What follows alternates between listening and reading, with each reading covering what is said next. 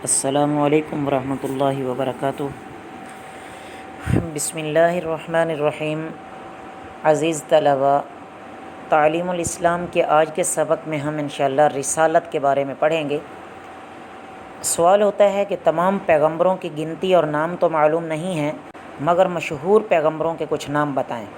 تو آپ کو آتے ہی ہوں گے، مزید کتاب پہ دیکھیں گے تو یہاں بھی کچھ نام انہوں نے درج کیے ہیں کہ حضرت آدم علیہ الصلاۃ والسلام، حضرت شیس علیہ الصلاۃ والسلام، حضرت ادریس علیہ الصلاۃ والسلام، حضرت نوح، حضرت ابراہیم، حضرت اسماعیل، حضرت اسحاق، حضرت یعقوب، حضرت یوسف، حضرت داؤد، حضرت سلیمان، حضرت موسیٰ، حضرت ہارون، حضرت زکریا، حضرت یحییٰ، حضرت الیاس، حضرت یونس، حضرت لوط، حضرت صالح، حضرت ہود، حضرت شعیب، حضرت عیسیٰ، حضرت محمد صلی اللہ علیہ وسلم۔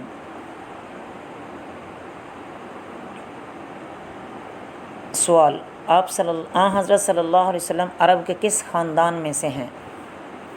آپ صلی اللہ علیہ وسلم بنی ہاشم میں سے ہیں، اسی وجہ سے آپ صلی اللہ علیہ وسلم کو ہاشمی بھی کہتے ہیں۔ سوال: ہاشم کون تھے جن کی اولاد بنی ہاشم کہلاتی ہے؟ جواب: حضور صلی اللہ علیہ وسلم کے پردادا کا نام ہاشم ہے اور آپ کے نسب کا سلسلہ اس طرح ہے: محمد بن عبداللہ بن عبد المطلب بن ہاشم بن عبد مناف۔ سوال: آپ صلی اللہ علیہ وسلم کی پشتوں میں حضرت آدم علیہ الصلاۃ والسلام کے بعد اور کوئی پیغمبر ہیں یا نہیں؟ جواب: ہاں، آپ حضرت اسماعیل علیہ الصلاۃ والسلام کی اولاد میں سے ہیں، اور حضرت اسماعیل علیہ الصلاۃ والسلام حضرت ابراہیم علیہ الصلاۃ والسلام کے صاحبزادے ہیں۔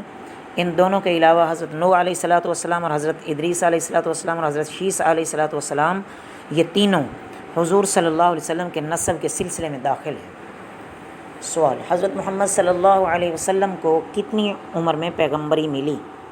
آپ صلی اللہ علیہ وسلم کو 40 سال کی عمر مبارک میں پیغمبری ملی۔ سوال: وحی سے کیا مراد ہے؟ جواب: وحی سے مراد یہ ہے کہ اللہ تعالیٰ نے اپنے احکام اور اپنا کلام حضور صلی اللہ علیہ وسلم پر اتارنا شروع کیا۔ سوال: وحی نازل ہونے کے بعد کتنے دنوں تک حضور صلی اللہ علیہ وسلم زندہ رہے؟ جواب: 23 برس، 13 سال مکہ معظمہ میں اور 10 سال مدینہ منورہ میں۔ سوال: مدینہ منورہ میں آپ کیوں چلے گئے؟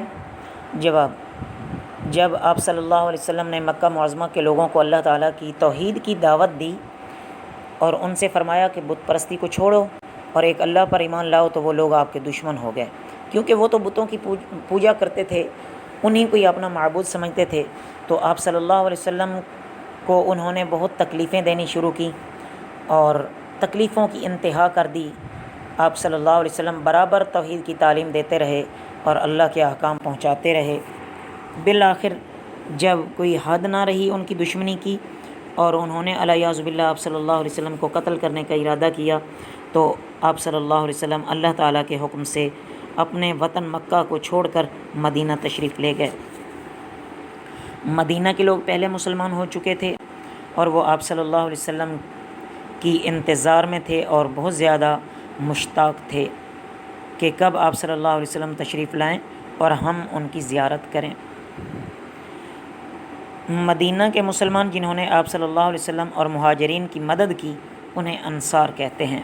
سوال: حضرت صلی اللہ علیہ وسلم کے دعویٰ نبوت سے پہلے عرب کے لوگ آپ کو کیسے سمجھتے تھے؟ جواب: نبوت کے دعوے سے پہلے بھی تمام لوگ آپ صلی اللہ علیہ وسلم کو سچا، امانت دار شخص سمجھتے تھے۔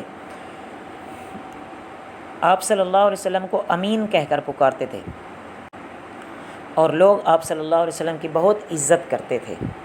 سوال: اس بات کی کیا دلیل ہے کہ حضرت محمد صلی اللہ علیہ وسلم سب سے پچھلے پیغمبر ہیں اور آپ کے بعد کوئی نبی نہیں آئے گا؟